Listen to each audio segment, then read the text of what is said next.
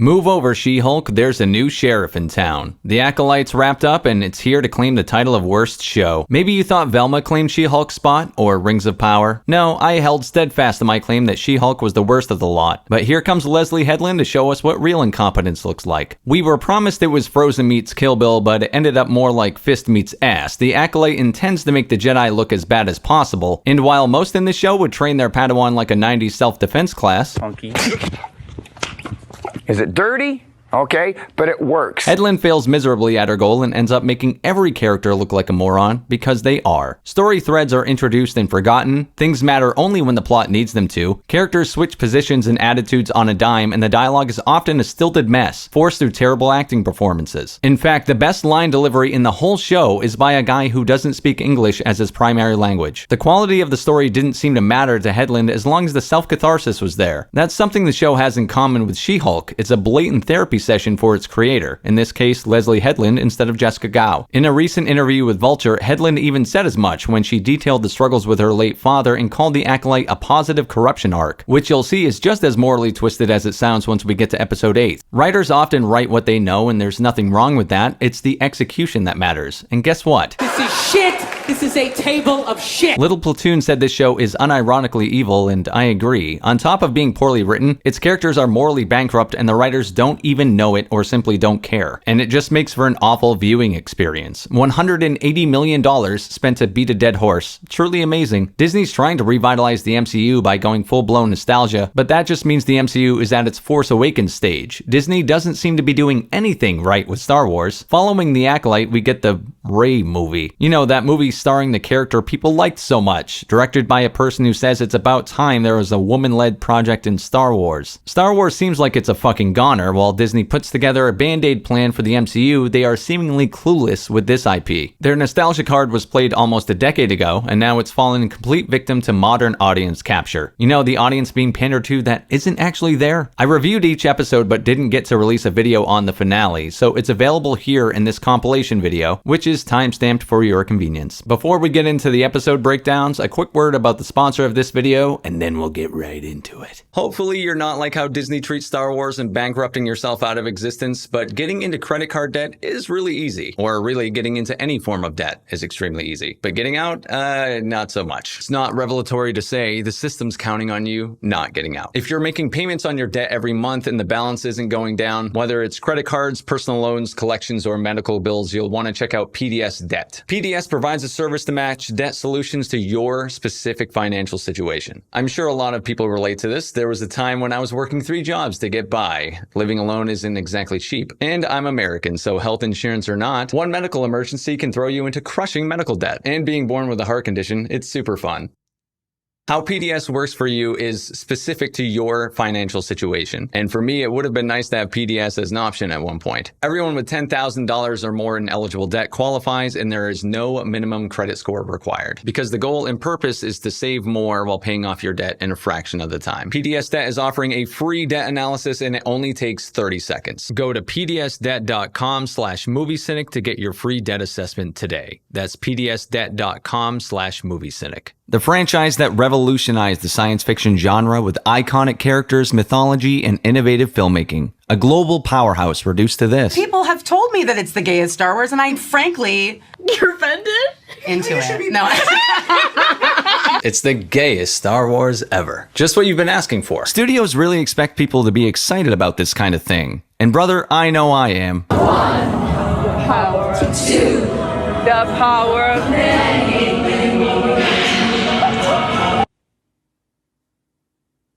I love the Acolyte. She-Hulk's my girl, and I've got some character model ideas for Nintendo. It's like the only way Disney can muster any pop culture relevance with Star Wars at this point is to show their hand at how willing they are to desecrate its corpse. Well, I say we perform an autopsy on this shit show and dig in, starting with episode 1. Episode 1, Lost/Found. found. The show establishes itself 100 years before the rise of the Empire, when people not Sith were training with Force in secret in dark corners of the galaxy. The Jedi have been apparently policing this, and we have our setup. Someone dark and mysterious wants revenge on the Jedi who've wronged her. So, Braided Ninja enters a bar filled with a ton of odd-looking characters. A confrontational bar scene in a Star Wars project? Talk about a deep cut. She faces off against Trinity in a fight mildly reminiscent of The Matrix, if only because slow-mo is so ubiquitous with that series before Zack Snyder ruined it. The masked menace lunges at Trinity's lightsaber, and it looks super The Jedi shows up the semi-pro who's battling Trinity with a knife. When the once spandex Jedi gets the upper hand, she unmasks her and says, "You." Okay, let the bullshit begin. This means she recognized this woman from her face, which is odd once you find out their history, because she hasn't seen this person since she was a child. The only thing that remains the same is her fucking hair. The amazing dialogue kicks in with some Dark Knight Rises level quality. So you came back to die with your city? I came back to stop you. I treated you so unfairly. Trinity makes the smart move and decides to die, and escapes this show after the masked menace pokes her with Scorpion's blade. Guess that thing struck just so, a tiny little blade taking out a Jedi. When a couple Star Wars shows ago, we were treated to Reva taking multiple lightsabers to the gut like she was fucking Happy Gilmore. Oh, yeah, bring that shit on, man. Oh, God, I love it. We cut to a ship in space with our antagonist? Oh, the mystery. She's a mech deck putting a fire out in space, which sounds goofy, but isn't what's funny about it. Fire in space has always been in Star Wars. They're just usually explosions or something visually stunning. What's funny about this is the marshmallow melting, crackling comfort of it all. She's interrupted when an old friend, now a Jedi, arrives to exposit some dialogue and fill us in on her backstory. It's accomplished through semi-interrogation, a fine setup for this sort of thing, but there's no patience at all. We are not just told things about her past and present, but how she feels about it all too. Your entire family, your mothers, your sister, your village all died in the fire before Master Soul brought you into the Jedi. Attachments to those we have lost are the most difficult to let go. This can be done well. The interrogation scene from The Matrix has Agent Smith going over Thomas Anderson's file, rattling off facts about his life that fills the viewer in on Neo's background and motives, but they steer clear about how Neo feels about anything. It's probably not fair to compare Barnett's Jord Fandar to Agent Smith, but being stoic doesn't require an absence of charisma. Anyway, they're here because they think she's responsible for killing Neo's better half, and take her away. Elsewhere, Master Soul, played by the only actor who can play stoic right, Lee Young-jae, learns about his former Padawan starting her kill billing by a poorly acted colleague who got the job because she's literally sleeping with the director. And a wilder side note is that Lee Young-jae learned English specifically for this role and is the best actor playing the best character so far in the entire thing, 3 episodes deep. Headland showcased her big love of Star Wars again with another Easter egg. Osha's prison ship is flying through an asteroid field. Another deep cut. She saves the token white dude of the episode before he betrays her and leaves her to die because, obviously... He escapes via the escape pod, leaving the ship to crash land on a nearby planet, where she somehow survives and sees a vision of her sister who died in a fire when they were kids. Turns out she actually isn't dead, but she's on a path for revenge. If this story sounds familiar, it's because it's ripped straight out of an Attitude Era WWE storyline. Osha is the Undertaker and May is Kane. What's this? Master Soul and his gang have convinced the Jedi Order to let him take Osha in, and they've cornered her in this extremely convincing snowy cliff, showing off that $180 million budget. Saul, being her former teacher, believes Osha when she says she's innocent, and that's good enough for everyone for now, because the plot needs it to be. We end the episode with the real May being lectured via ADR dialogue, when her mysterious Dark Master tells her that lasers and blades are useless against Jedi. Anyone attacking one with these weapons will die, and that an Acolyte can kill a Jedi without a weapon, he says as he raises a fucking weapon. An Acolyte kills the dream.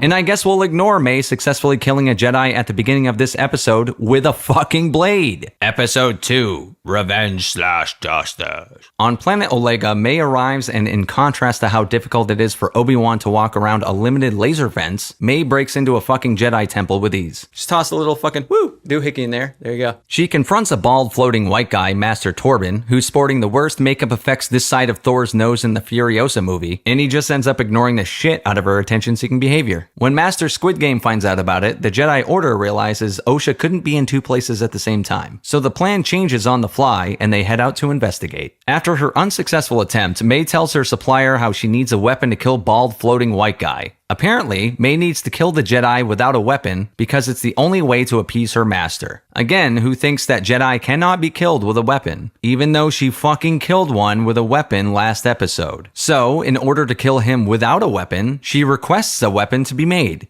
Wait. So, according to her evil master, Jedi can't be killed with a steel blade. So what's really impressive is if you kill them without a weapon. Even though we just told you it's impossible to kill them with a weapon, so the fact that you did that should be even more impressive. My, it's like they panicked, needed a cliffhanger at the end of episode 1, ADR'd in some cool sounding villainous dialogue, and didn't think about the consequences. It contradicts and confuses her motivations entirely, all for the sake of having a cool sounding line that was cringe as fuck anyway. Just Leslie Headland showcasing her love of Star Wars. For what it's worth, a Star Wars project being fucking stupid is very on brand at this point. So diversity character cryptically convinces white character to kill himself for what he's done. Holy shit, LOL. As Osha, Saul, and the crew arrive a minute too late, but not before we get a glimpse at the most brave and diverse crew of Jedi ever. Not story-driven diversity, like having a crew of Jedi representative of creatures and species from all over the galaxy like it would be, but everyone's human and looks like they're from planet Earth. How diverse. The two female characters come up with the idea to have Osha pretend to be May and get information from the supplier. And everyone agrees it's a great idea because they thought of it. And then the show proves how fucking stupid it is with this sequence alone. They mentioned earlier that May hasn't used the Force in years, so she's essentially a civilian. But hey, that doesn't matter here, because the plot needs it not to. It's totally fine sending her into a dangerous situation with a perpetrator known to supply weapons to killers, and he very well could be one himself, with her possessing what she and they believe is zero skill and without any weapon to protect herself. Yes, that's a much better idea than to just have the Jedi man walk in with his stun gun and demand answers. That would just be fucking stupid.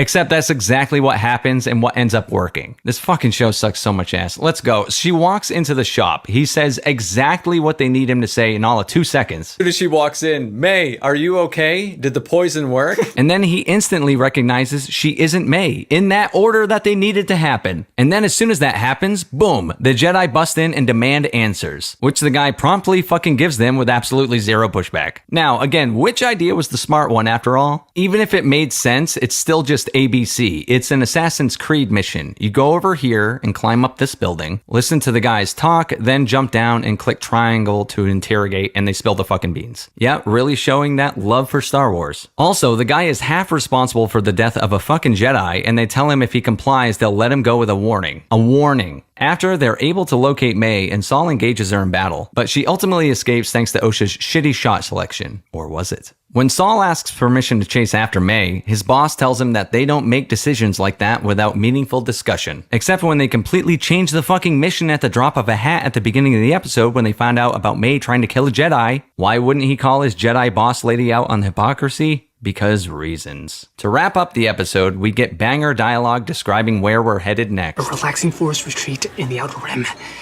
where the Wookiee Jedi lives. What the fuck? And we're left with a shot of Harry from Harry and the Hendersons as he walks towards his home in Shrek's swamp. Acolyte Episode 3, Destiny. This episode is a fucking piece of shit. We start back in time when Osha and May were kids. One's nervous about taking part in the Ascension ceremony to become witches, but they're both reassured by their two mothers because obviously. One of their moms is teaching them about the thread, or the Force as it's known to literally everyone, but the Acolyte's changing things up in the Star Wars universe and it's the thread. The Ascension ritual is where they apparently gather around Silent Hill and drop fucking Molly because there's no other explanation for why they're acting like absolute buffoons, rocking back and forth like they're at a Fish concert. Look at this one for fuck's sake. We were on the brink of extinction! May and Osha arrive at this crazy-ass Ascension ceremony. They're the only two children in the Village of Women, you see. Pure absolute miracles they are. And as the ritual begins, we're treated to song and dance straight out of a high school musical. I mean, listen to this fucking banger. The power of two, the power of many.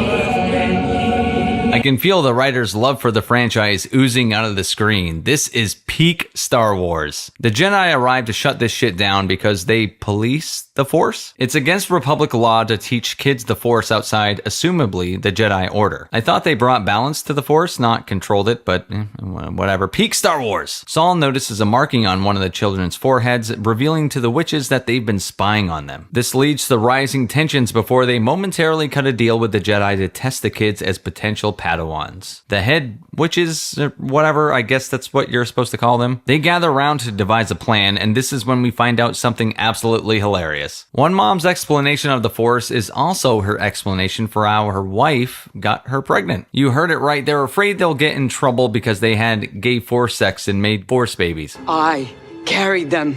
I created them. That's right. As controversial as it may have been for George Lucas to make Anakin's mother's pregnancy an immaculate conception, it was done to make Anakin special. Well, Star Wars is Disney-owned, and they don't like that. He isn't special anymore. Lesbian space witches did it first. This is modern Star Wars. Can you feel the love for the franchise just oozing out of the screen? They agree the girls had to take the test no matter what, and to make sure the Jedi won't take them, they tell them to lie during the questioning. Whatever's in their heart, say the opposite. Osha's struggling with her conscience and doesn't want to lie, but May makes Osha promise her she will. And she's caught immediately because she calls an animal a spaceship and a space station a mountain. Saul gives her a spiel about living her truth and just come out with it already and say you want to be a Jedi. The horribly written bit is her morale. She didn't want to lie, but had no problem lying to her sister. Osha wanting her own life makes complete sense. It makes sense as an inherently selfish thing. She's a child, of course she might want something different from her family, but they are framing her character as this virtuous person when in reality she's only telling the truth when it's convenient and benefits her. She's completely okay with lying. She lied to her sister because it benefited her in the moment. This is modern day writing. It's virtuous to be selfish, just absolutely baffling decisions. Osha's mother is going to let her leave with the Jedi, but before that can happen, May tells Osha that she'll stop her by literally telling her she's going to kill her. I'll kill you. She starts a fire killing everyone at the fortress except Osha, who's saved by Saul and the Jedi. The writing for this last few minutes is mock-worthy, but it's more baffling than anything else. It's just fucking bad. I don't understand why May's so adamant Osha doesn't join the Jedi, or why Osha wants to join them so badly. She seems to love being part of the forest and all that bullshit, and as far as we know, no one talks about the Jedi at all, and it isn't made clear they even know what Jedi are. But as soon as they arrive, she wants to leave with them because of shiny lightsaber, and according to her mother, she's old enough to know what she wants. And May seems smart enough to know killing Osha would break up the family just as much as her leaving to become a Jedi would, so that can't be what she's looking to stop. There's no way to empathize with her because her motives are fucking stupid. The only way to salvage her arc is to reveal she's been brainwashed by a third party since the beginning, going back to when they were kids. It would mean she's an easily manipulated moron instead of an unintentional one. The season isn't finished, but May is giving Reva a run for worst new Disney Star Wars bad guy, a horribly written character with an undeserved redemption arc waiting in the wings. And the big reveal of who Master Darth Gimp Suit is? It's exactly who we predicted on our live stream a day before the episode. Not that we're detectives, it was the character they telegraphed from his introduction. Because, you know, why try for mystery and intrigue in a show that's dedicated to being mysterious and intriguing? The most hot topic, try-hard Star Wars villain costume they could muster is filled with exactly who you thought. A twist about as surprising as the truth about OJ. After we finished filming, OJ said to me that he had a surprise for me, and I genuinely was surprised. There were a couple character choices that could have left interesting story implications, but that would imply faith in the writers to do something with them. Instead, it was the obvious guy from the outset. Then the episode's capped off by a scene that rivals Leia and Obi-Wan's Austin Powers trench coat for bullshit laziness and stupidity. Well done, I guess. And there's a bunch of lightsabers being swung around like it's a Diddy party in this one. I like when you like this, Dad. But that's where the cool stuff stops. Because the Jedi's weapons aren't even safe from egregious bullshit. Lightsaber headbutts, anyone? Episode 4. This one's recap reminds you of what Disney does best. Deconstruct things that absolutely don't need it. Luke Skywalker, Han Solo, Indiana Jones. Running out of characters, they decide to go after an actual group, the Jedi. Harry arrives back at the Hendersons, you know, where we left off 2 fucking episodes ago, but we had to have an entire week's break for this. We were on the brink of extinction! I'll never get over that. Disney seems to halt Hollywood's ginger side for a moment when a wild red-haired white Jedi appears. Maximize your defenses without need to strike. Yes, because strike would be offense, but go on. Osha thanks the weird girl boss Padawan for trusting her and her shitty plan that failed a couple episodes back. As can be counted on through all 5 episodes, you can tell how much Osha appreciates it because of Amanda Stenberg's incredible matching expressions. Bring out the goat. May arrives on planet Who Gives a Shit where Harry the Wookiee is, accompanied by the totally not gimp suit bad guy. We guessed this correct on BSUP right before episode 5, that because the show is screaming at you from the TV to think it's him, it's Disney Star Wars, so it's absolutely going to be him. It could have been the twins' White Mall mother as Little Platoon suggested for an interesting and laid out twist, but no, just no. This is the writing team who had this guy ask, "Hey May, did the poison work?" Very Madam Web of you. So expectations for modern Star Wars are and always should be at the bottom of the ocean. This guy goes over the rules with May about what the expectations are for her to become an acolyte, all super fucking pushy and whatnot, while simultaneously pretending to be a mystery. Amazing. The Jedi meet to discuss what to do about May, and they decide the best plan of action is to lie and not alert the High Council. Is this just everyone going along with their leader Kermit the Frog, who's suggesting they break the law? No one's gonna say anything? Fuck it. I love this show. Conehead Guy is here breaking the absolute shit out of lore because he's someone people would recognize from Phantom Menace. All that just for the hope that people will say, "Oh hey, I remember that guy." Saul tells Osha he needs her help and tells her May's eyes softened when he mentioned her sister, meaning there's still good in her. And when was there good in this character? The show wants there to be a gray area for everything, from the lesbian space witches to the Jedi to May. Yet Osha's been all good this entire time and May's just cliche bad person, even worse, idiotic and bad. They haven't shown us anything that inspires me to think the mysterious, untold other half of episode 3 can save this character. They just have people say shit like, "There's good in her," without anything to back it up. It's lazy writing. When they land on planet Who Cares, Yord demands Osha hand over her blaster even though he's had ample time to protest her having one in the first place. He wants to take her only form of protection because he fears for her safety. Okay. Like you think she's gonna shoot herself in the face with a blaster or something? People just say shit in this show. Saul uses his lightsaber's glow to attract a giant killer insect and chops it in half. And instead of keeping it at that and letting what happened tell the story, a couple of characters say what happened and why. Imagine having faith in your audience to realize what just happened. What a wild concept. Characters then start telling us exactly how they feel about everything. There are no subtle hints through a character's actions that fill in details about their background and life in this show. They just fucking tell you. Well, I could never accept death as a true Jedi should. A true Jedi? I couldn't accept what I'd lost, how unfair it felt, the resentment that I felt for my sister, even though I missed her at the same time. His acting's off the charts. Soon to be revealed gimp shit gets pushier, and May accuses him of not even caring if he kills her if she fails. I don't even care. He then slinks off to go get something to help her. So, she sets a trap and he runs through the exact 3 foot by 3 foot space she needed him to for the good old goof troop. Why? Why is she doing this? Well, it turns out May's gonna turn herself into the Jedi because Osha being alive changes everything. That is, of course, until it doesn't next episode. For no reason either, it just doesn't. But we'll get to that. Her loyalties lie to Osha, and she thinks the Jedi won't put her in prison. Not after she tells them what she knows. No, the Jedi absolutely will not put you in prison for murdering anyone. No, really, they won't. They were going to let this exact dude off with a warning 2 episodes ago, even though he admitted to being an accessory to murder. I sense things again, in a way that gives me the courage to face her. This show sucks so much ass. You're not going to face her.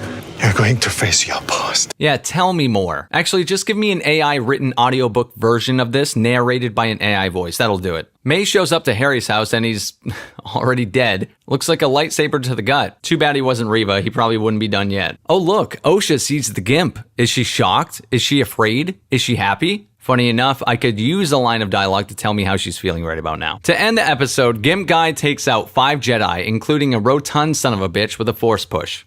Okay. You like how the Force used to be something really special, but now it's kind of like magic and Doctor Strange, and things just happen because the story needs it to? Episode 5. This episode is almost purely lightsaber battles that are visually well done, so hey, for the first time, I can say an episode was enjoyable in the most disposable McDonald's way possible. But it doesn't land any of the emotional punches it wants because no one cares about these characters. We get the lightsaber headbutts, which looks cool, and that's it. There's just never a time when something like that feels it should be able to happen. This guy has a helmet that can do that because he has to, so they can do the visual image. I guess he borrowed it from Magneto because it blocks Jedi from reading his mind. Another extremely useful ability they conveniently forget to use whenever the story needs them to.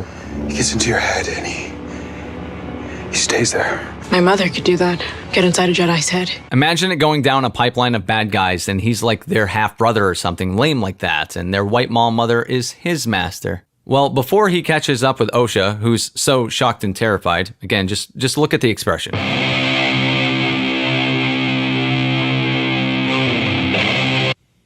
Actually, that does match this time. Right before he kills Osha, Squid Game and True Believer Sally force pull Gimp away. Osha runs and the Gimp chases, so they decide not to use the force pull again because why would you not spam the shit out of that, right? So the little girl boss attacks Gimp's suit and holds her own because of course she does. The guy cleaned out like 4 or 5 Jedi at the beginning of the episode, but this child puts up the best fight of them all. Okay.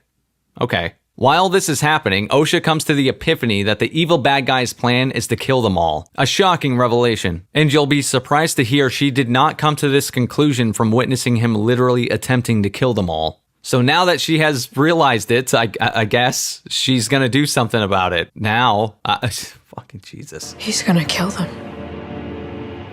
He's gonna kill them all. He stabs the Padawan with his lightsaber 3 times, meaning she'll be completely fine, I'm sure. You really didn't know it was me. No, we did. We definitely did. But a Jedi like you might call me Sith. Why risk discovery? I did wear a mask. And you were discovered, you fucking idiot. What? His explanation for all this? He's a Sith because, oh my god, and the Jedi are bad and say people like him can't exist. What kind of modern day parallel of implied victimhood comes to mind? The lightsabers, and light in general, attract the massive bugs as seen in the previous episode. So they throw Osha's droid onto Gimp Suit's back, and the bugs immediately fly down and take him away for punishment now that the plot needs it to happen. It didn't happen when there were multiple lightsabers swinging around for 20 plus minutes or anything. No, that would inconvenience the story. How silly of me. Osha knocks out Saul before he can explain his half of her origin story, and Amandla Stenberg is finally going to confront Amandla Stenberg for the atrocities she's committed. The Jedi got what they deserved. Wait, I thought you said Osha being alive changes everything and you were going to turn yourself over to the Jedi. Sounds an awful lot like Osha being alive doesn't change shit because the script forgot. Osha came here to arrest her though, so she's going to. You know, since she's a Jedi now and not a civilian like she was for the last half episode. Amandla Stenberg knocks herself out and May comes up with a brilliant idea to impersonate Osha. She does this by lightsabering her hair off, and I'm not kidding. You can't make this shit up. The bugs are done having their way with Master Gimp and have released him apparently. So May, who earlier in the episode decided she'd be turning herself over to the Jedi, has now decided that they are still horrible and is going to infiltrate them instead. And what was the antecedent to this behavior? Absolutely fucking nothing, because this show is written like shit. May wakes Saul up, who apparently can't smell burnt hair, but he's suspicious nonetheless. Unlucky for him, the plot doesn't want him to use that mind-reading power that would come in handy right about now. You know, to ease his suspicions under such intense circumstances. They're using the same story device Alien Covenant used, not the best movie to emulate. What luck though, that little gopher that's been running around recognizes the different scent and he's on the case. Just where I want to leave my Star Wars, with the CGI alien gopher. This is where I'm at. This is the second worst episode of the show so far. Potential does not make something good. The story is filled with characters that contradict themselves constantly, with terrible clunky dialogue that fills in for visual storytelling. Episode 6. Osha wakes up in the Gimp lair, or something Disney would charge $1,000 a night to stay in. It's planet whatever the f***, a beautiful getaway that reminds everyone of their favorite Star Wars movie, The Last Jedi. Saul informs the soy-soaked recipient that his whole team is dead while May is looking around the ship disguised as Osha, walking down the hall like an expressionless Chucky doll. May sneaks up behind Saul and draws a blade. I guess we're light years removed from the killing a Jedi without a weapon thing. That thing that was brought up multiple times only to be forgotten about the instant they kill the Jedi with a fucking weapon. Does the no weapon thing metaphorically destroy the Jedi ideology? For who? This is all in secret. Darth Dipshit even went on to say you can't kill them with a weapon. So wouldn't killing a single one of these invincible sorcerers by any means at all, be it blade, sword, or blaster, wouldn't that be a powerful enough message to break the ideology? And that's just headcanon fan speculation. After all, Darth Dipshit and May Turdburger have killed Jedi via impalement, neck snapping, poison, tomfoolery, and casual reminders. It's astonishing these two absolute dumbasses have managed to murder all these Jedi. Or they're in the Star Wars equivalent of a bot lobby. Or it's a shitty story. Saul slams his fist in anger, and in the midst of a horrible show, an actor has emerged. Lee Jung-jae's created a character out of nothing through tone and delivery. Saul might be an idiot, but at least he's cool about it. Maybe with English as a second language, he focuses on his cadence and delivery more than an American actor would who speaks it fluently. Oh look, we figured out where some of the budget went. This gopher looks pretty good. Flash, now we're back on the planet where Star Wars died, and Osha's watching Liu Kang take a dip. There are so many potential markers to designate the death of Star Wars. In the grand scheme of things, the Disney purchase itself might have been it. But on the micro level, let's add a new one to the list. He begins to undress, revealing a prominent scar on his well-toned back. Dropping his billowy-legged hakama pants, he steps forward with the sunlight accentuating his taut muscles. Now couple that with this. Feels good, doesn't it? To hold one in your hand again. This acting, incredible. The range, staggering. Liu Kang apparently appeals to her humanity and she lets him live? What a master manipulator. You're the one with the weapon. Where have I heard that before? I'm not the one with the guns, director. May's walking out behind Saul with one of those tiny little daggers, and being a master Jedi with decades of training under his belt, he's no match for plot armor and doesn't suspect a thing. Thank goodness she decides not to kill him right then for reasons. A Jedi like Saul can sense the slightest disturbance in the Force, but he doesn't realize this isn't the person he's been around for days now. That tends to happen when your actual Star Wars show has a worse script than Rebel Moon. Boss Kermit learns from this tofurkey eater that Saul escaped the planet, but all the other Jedi are dead. She springs into action and demands a rescue team be sent down there to rescue all the dead people, I guess. If you keep me here, Saul comes to you. He's found me before, and his strength in the Force is very powerful. Yet powerless against plot armor. The perpetual loading screen Amandla Stenberg talks with Liu Kang, the guy who kidnapped her and brought her to this island, who assures her he's just misunderstood and doesn't have an ulterior motive at all. You let your guard down and the bicycle kick will get you every time. Back on the ship, the gopher attacks May, and Amandla Stenberg finally gives us a different facial expression. This one. What if I reset you to factory settings like they say on modern-day Earth? Stenberg is terrible in this show. She's not passing, not given little to work with, because look what Lee Jung-jae's done with Saul. She's so awful that even as an Eternals-level diverse cast quota hire, at some point the production team must have realized that she's a standout in a show soaked in urine because she's playing the two main characters. It's impossible to hide her. Back on planet Fuck Off, Osha tells Liu Kang that his ways of using the Force are the path to the dark side, to which he says, Semantics. He gives straw man boilerplate arguments for why it's completely fine for him to have killed all her friends. And somehow, despite the script's best efforts, she decides that dumb fucking reasons aren't good enough to become his ally, and walks off. But he stops her and tells her to finish the job she committed to, killing him. A Jedi doesn't attack the unarmed. A fine example of people just saying shit in this show. Whatever is spewing out of their mouths in the moment on screen has a high chance of being contradictory to a previous episode or even scene. According to Osha, Jedi don't attack the unarmed, except when they do, like she was going to earlier. You know, the thing he just brought up. At no point in this show has she consistently seen herself as a Jedi, and neither has anyone else for that matter. When the plot demands, she's seen as either a civilian that needs protecting or a trusted Jedi who can hold her own. There's no attempt at consistency regarding who sees her as what, let alone consistency on how a character feels. It's entirely dependent on what a scene demands. This is high on my personal list of obnoxious fucking problems when considering the Acolyte. If the next two episodes sink even lower, it might take over She-Hulk as my personal choice for worst TV show. You know how Jedi don't attack the unarmed? Well, Osha pulls out his lightsaber and tries to kill him with it, because people just do things in this show. The Steelman argument would be that she's struggling with her emotions, if only the trigger made any sense at all. He's not saying something deeply manipulative, he's not saying anything convincing. But hey, this is the scene in the show where the hero struggles, because that's what's supposed to happen in a story. And Leslie Headland's watched stories, goddammit. So Osha threatens Liu Kang with his lightsaber. Let's check out the reason. Is it because he killed all her friends? Nope. Is it because he manipulated her sister into becoming a killer?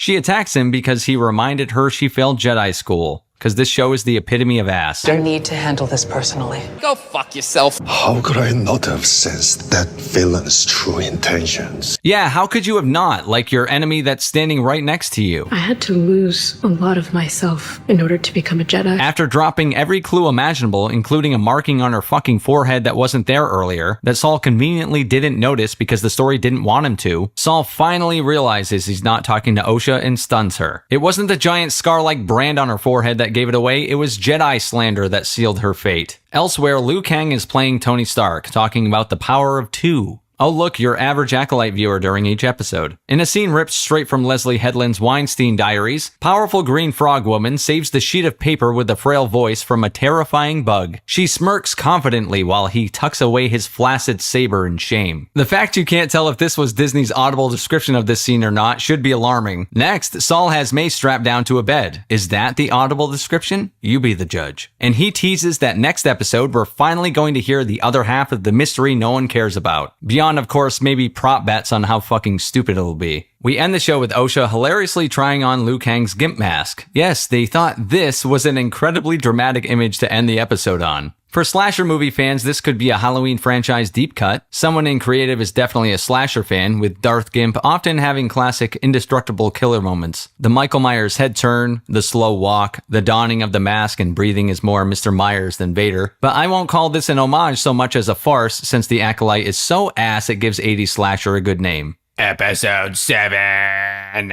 Start back on Planet Lesbian, where we...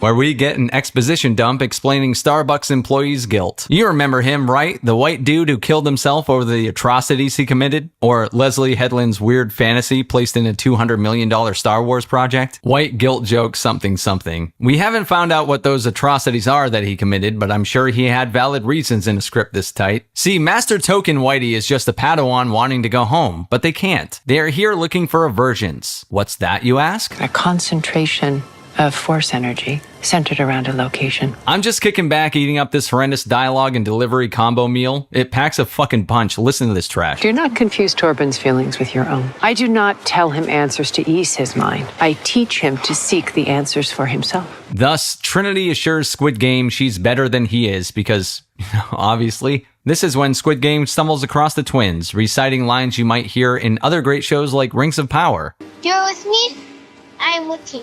As above sits the stars, and below lies the sea. He follows White Mall Mommy back to their home base, but the big key that unlocks it is on the temple's 3rd floor. So just like one does when stumped in a video game, Saul says, "Not today," loads up on stamina potions, and climbs the fucking mountain like Ezio Auditore. A force cult here. I think they're witches. I don't have to make jokes about the show is the joke. You might be wondering, wait, didn't it take a montage indicating the passage of time for him to ascend this bitch? So he scaled a mountain, climbed down the other side, watched all this shit unfold between the witches without being caught, scaled back up and down the mountain, and made it back to his squad, all in the span of an afternoon. The Jedi confront the gay space feminist cult about the twins, and this is when they possess Granola Guy. What the fuck is going on? I can't read this without laughing. Torben, son of Poppers, not Gimli, son of Gloin. Turns out the big revelation about him is that he was a young, homesick Padawan that was manipulated by a space lesbian cult leader. The real victim in this tragedy. Pause for a second, nearly 20 minutes into the runtime, and this is just an expanded version of Episode 3's opening events. The only new useful information provided to the audience is what a vergence is, and that the girl's birth was caused by one, and we find that out in the first minute. That bit, of course, is also considered revelatory later in the episode, despite the obviousness. Dialogue can either fill us in or reveal secrets that some on-screen characters might not know. This is a good example of the show never accomplishing either of those things, because later on, the obvious is played so straight-faced that it's cringeworthy. Nothing but another forced aha moment. Everything else so far keeps the special edition of Episode 3 going, showing longer versions of unnecessary shit. Did we need to know Saul scaled a mountain? Does anyone actually care about Sheet of Paper Torben? Congrats, Leslie, everyone hates this guy like you wanted us to, but only because everyone in the show sucks. But hey, a win's a win though. Oh, what's this? White Maul is the one who goaded May into attacking Osha? Whoever would have predicted this? The stage is finally set for this show to do what it's wanted the entire series, reveal why the Jedi are the bad guys. Or they might have been if the Acolyte didn't seem like it was written by Simple Jack. White Maul, Mama, and May are upset that Osha's leaving, so they set off a trap and start a fire to stop her. The Jedi have been present for 0% of this nonsense so far, by the way, but we're approaching I Am Sam with the writing. Buckle the fuck up. The black lesbian space mom has decided she's going to let Osha go with the Jedi, so of course she's super welcoming when they arrive. It was foolish to come back here, Jedi. You wish to know if we will allow Osha to join you. She lets Saul know how much she respects his offer, To be raised by an institution instead of a family. and tells him how much she trusts him. Someday those noble intentions you all have will destroy every Jedi in the galaxy. And when others escalate the situation, she remains calm. I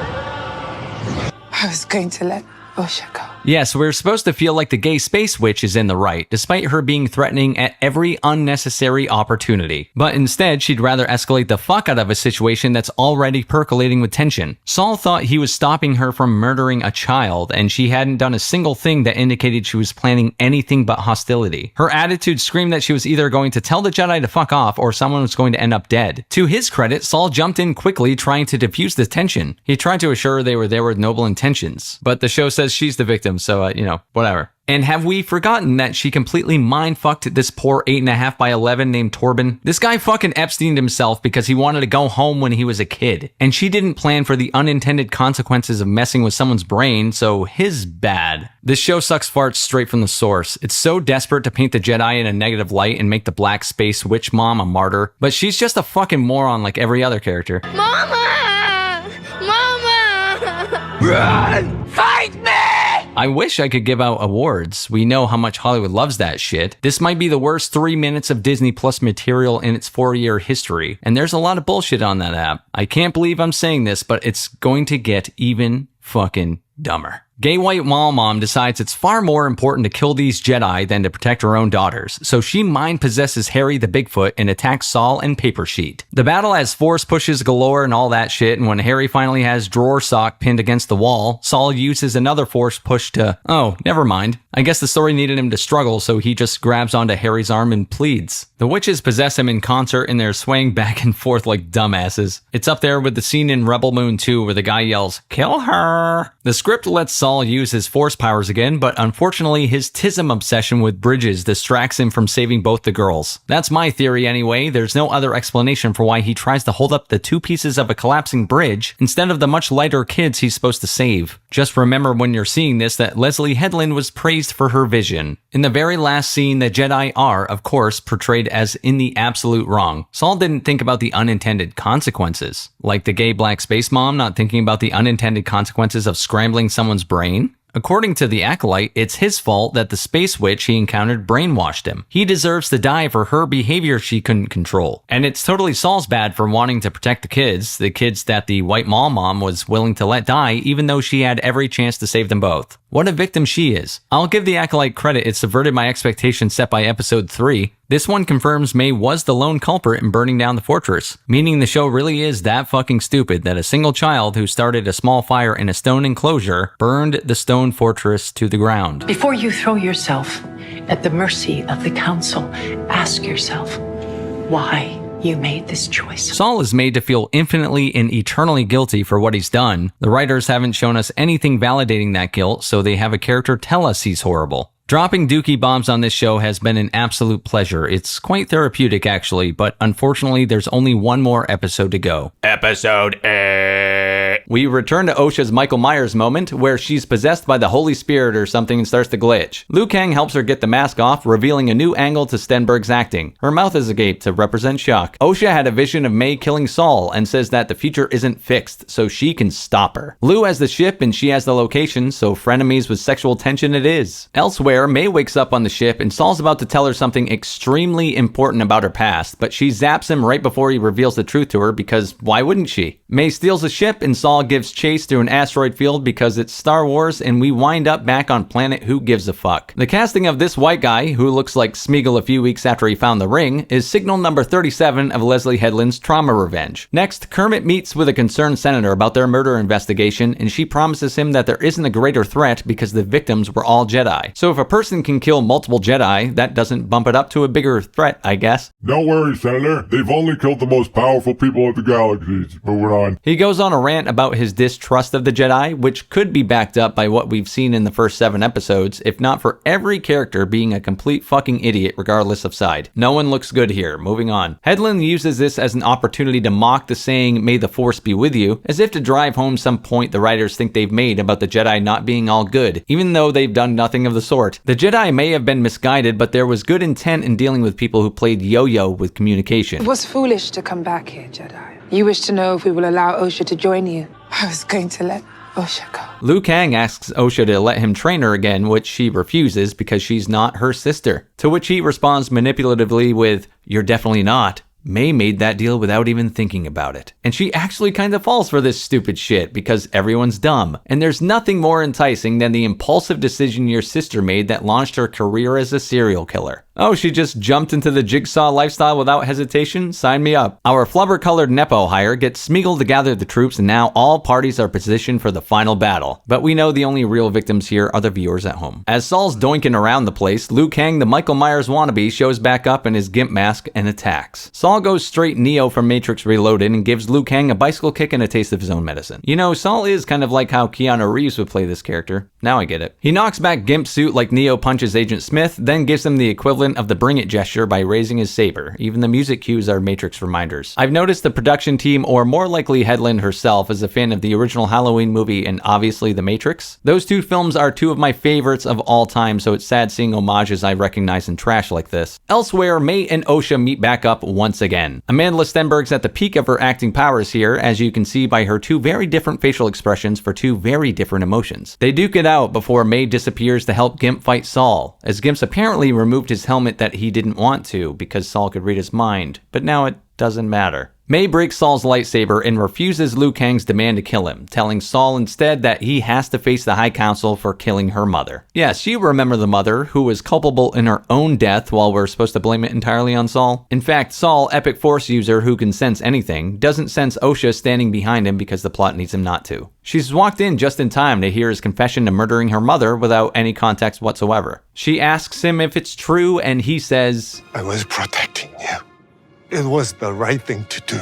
Oh look, a character saying things instead of making fucking sense. Why would he say this? Why wouldn't he just say there's a lot to it at minimum to buy himself a second, instead of giving her some vague justification? The best interpretation of what he just said is, "Fuck yeah, I did it and I do it twice on Sunday, motherfucker." Saul doesn't even come close to describing the actual events of that day, instead gives the cliff notes that justify murder in the Acolyte. Osha snaps in the ultimate role reversal, ooh, and steals another Star Wars first. Osha was the first person apparently to force choke someone to death. At least what we've seen chronologically, that's a fact now, just like how Cleopatra was black. If I was as big of a Star Wars fan as I am an MCU fan, I'd be shutting this off by now, but I'm not, so instead my eyes are just doing log rolls in my skull. Oh, and again, this acting range is just stunning. May even gives her the oh shit face. This entire thing is a slap in the face with a brick. It's just awful and gets worse after Headland explained this scene. She spoke with Vulture.com and revealed some, shocker, daddy issues that led to this inorganic brain-dead situation. She's the kind of writer that wants to get from point A to B without worrying about the how. She wanted Osha to kill Saul, but the problem is it's absolutely stupid how we got there. Saul ultimately was killed for being a bad communicator, and Osha having a hair trigger when the plot needs her to. It wasn't a full revelation of his actions that led to her raging and killing him, because his actions were this. Her own mother was completely responsible for raising the tensions in an already tense situation, and then quite plainly got herself killed. Saul thought she was trying to kill a child and stopped her. Headland said that Osha needs to get past Saul's father figure, a person that she can't live up to expectations for. At what point has Saul put any expectations on Osha at all? He's done nothing but protect this person and essentially place as minimal demand on her as possible. It's not surprising then that Saul's actual lack of any demand or discipline at all leads to his own death at the hands of the person he saved. And it's also not surprising Hedlund doesn't see the landfill the morals of this show inhabit. She called this a positive corruption arc, which, given the full context, couldn't be a more twisted way of looking at anything that happened. The biggest issue with the Acolyte is clearly the inept writing, but the execution on this positive corruption arc is some Tommy Wiseau shit. Get the fuck out of here. Liu Kang goes to comfort Osha, and I guess lightsabers are like mood rings and it changes from blue to red. What the fuck? I'm sure there's a lore answer for this tucked away in season 4, episode 7 of some fucking show or a book, but this just seems silly given the live action history. Not to mention, it's supposed to be an obvious visual display of her turn to the dark side, so the lore answer doesn't matter. Definition: cringe. Okay, back to bullshit. Kermit and friends show up and find Saul's body while May and Osha gleefully reminisce about their childhood right after murdering someone. Osha apologizes for not believing May's completely broken and out of context version of events, and May apologizes for starting the fire that killed everyone, and Osha's like, that's totally fine. Osha decides to go with her gimp-faced crush, who wipes May's mind of her past after she volunteers, so she has no recollection of anything when the Jedi find her. Green Lady lies to the Senate, telling them Saul was responsible, while making a deal with a confused May to track down Liu Kang, her former apprentice. Oh yeah, and Yoda and Darth Plagueis cameos too, cause, whatever, fuck it. And that's it. That's the finale of this piece of shit. So wraps a show of unbelievable writing incompetence and trauma-infused misguided morality. The Acolyte is rat poison for the mind. An expensive Disney turd disguised as a Star Wars project. But hey, it's diverse, so there's no dedicated hue to this shit. It's another boring, bland Star Wars project that looks exactly like the last Star Wars project you ignored. But hey, we get that whip, boy! None of this is surprising. Disney seems to be on a mission to not only make sure Star Wars is dead, but crush any lingering desires for a revival. Anytime a new Star Wars project's announced, the hope during Kathleen Kennedy and Lucasfilm's Episode 9 announcement pops up, in depressing fashion of course. Oh, what could have been. Kathleen,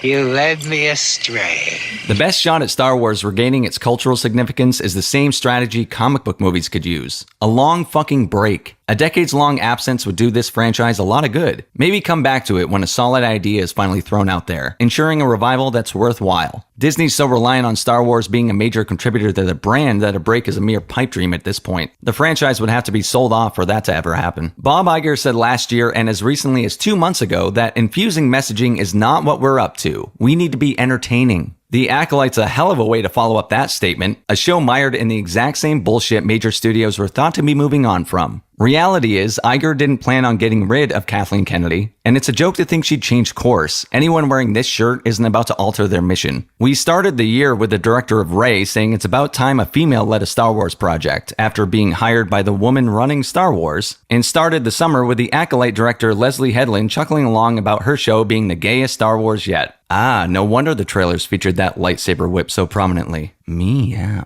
Talking about Headland's Acolyte series, Kennedy said, "I was blown away by what I was seeing, and every bit of love she has for Star Wars is on the screen." Yes, there is a She-Hulk level of excitement about this show. Let's count the ways. There's the tried and true victim status regarding criticism women have faced because, like the MCU, the Star Wars fanbase is male-dominated. Kennedy said her belief is that storytelling does need to be representative of all people. A priority, if you will. Sounds in direct conflict with what Bob Iger said, but who expects consistency? Acolyte actor Charlie Bennett checked the Jennifer Lawrence interview boxes last year when he said he never believed he could play a Jedi because I was not reflected for so many times throughout these films in the past. If Jennifer Lawrence was the first female action hero, then Barnett's the first black Jedi. Fuck you, Sammy. Wise viewer, I'm sure you recognize a pattern here. It's the same thing we've seen time and again, just the 2024 version, of an unobstructed and absolute focus on cultural shifts rather than storytelling. There are no new ideas with the Acolyte. Nothing new has been brought to the table. It's why most of the artificial talk surrounding the show is about its diversity, straight out of the Eternals playbook. Leave your bigotry at the door, fuckboy. Star Wars is nothing but a corporatized media machine with a set amount of product to be dumped out every year. The Acolyte being the latest example of that never-ending cycle. They don't even bother hiring people who care about the IP. Charlie Barnett, for all of his apparent grievances, still thinks Anakin blew up the Death Star. I'm glad no one's corrected him, even after the second time. Though it's likely no one else knows he's wrong, and he sounds confident in his wrongness, so he must be right. In addition to boasting a cast and crew of clear diehards, the Acolyte also carries a whopping $180 million budget. Like most Disney projects as of late, I ask myself where all that money went because I haven't seen it on the screen. The show doesn't feature any actors worth a hefty payday, and there are a couple of really nice, although brief VFX shots, but either everyone has great agents or there's some laundering going on. When Disney Plus first launched and they announced MCU and Star Wars related TV shows, I was cautiously optimistic, especially after they announced the shows would have movie-sized budgets. But that was almost 5 years ago, and a movie-sized budget doesn't mean the same thing. Not now when movies look like this. Just like the questionable budget, audience and critic scores are night and day, and I don't think this is a Godzilla x Kong scenario. She-Hulk is a better comparison again. That also received positive critic reviews, which was used as proof by the showrunners that the negative fan reaction was because of bigotry, and they saved the fucking world. A couple of years later, and there aren't any defenders left of She-Hulk. Not that there were many to begin with. The show's big selling point was being Frozen meets Kill Bill, and to be fair, I'm not against taking concepts from other movies and mixing them into big IPs. You know, the Batman was a superhero 7 in Saw movie, but this is no labor of love. At least Matt Reeves clearly cares for the world he constructed. Leslie Headland seems far more interested in tearing it down, with characters who interact through, I need this thing, here's the thing you asked for, dialogue exchanges. Star Wars hasn't had good dialogue for the majority of the last 25 years. I don't think many people will protest when I say the dialogue in the prequel trilogy wasn't exactly brilliant. I don't like sand. It's coarse and rough and irritating. But let's just say it certainly hasn't fucking improved. Despite all this, The Acolyte had 4.8 million viewers in 24 hours, which they spun as the biggest first-day viewership on Disney Plus so far in 2024. Funny thing is, they usually release minutes watched because billion sounds better than million, but Disney's framing of The Acolyte's viewership has me intrigued. Why the difference in presenting this show compared to any others? Was viewership high on the first day, but overall minutes were down in the end? Are numbers up, but people are hate watching? All based on numbers given by Disney with a trust me bro attitude. Nothing seems to match up. By episode 3, we got our answer. It was revealed that its launch day was bigger than Ahsoka's, but fell behind its first week by nearly 3 million viewers. Disney tried to overinflate its popularity. Ah, surprise, surprise. To circle back to it, the hype around this show feels very artificial. It's mostly talked about negatively by fans and only propped up by critics. I don't think The Acolyte is something a general crowd could really get behind as a concept, even in the heyday of Star Wars popularity. It's a side story, a shitty one so far at that. And like the MCU, no one cares about visiting side quests if they're not even interested in the main story. $180 million spent on a show no one watched, and it sets itself up for a second season that I can promise won't happen, but if it does, I'll be here waiting. GG's.